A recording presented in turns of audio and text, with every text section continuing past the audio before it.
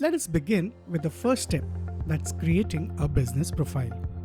To create your business profile, begin by entering your mobile number.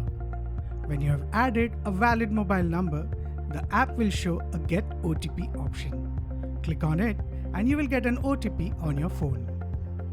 Once you have received the OTP, type it in and click on Verify.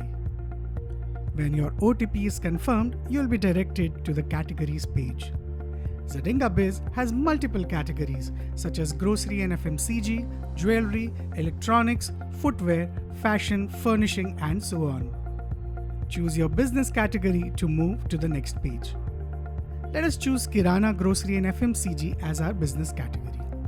If your business has a GST number, click Yes and add your GST number in the space given below. Click Get details from GSTIN to let the app automatically retrieve your PAN number and address from the GST database.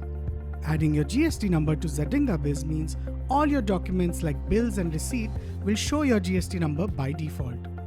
And if you don't have a GST number, you can simply select No followed by Continue without GSTIN.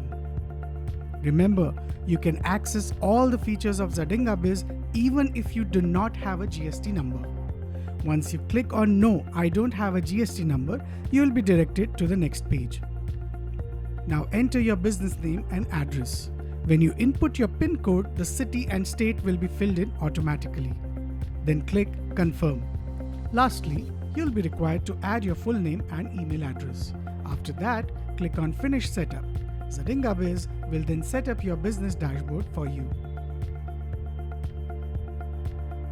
You have successfully set up your Zadinga Biz account.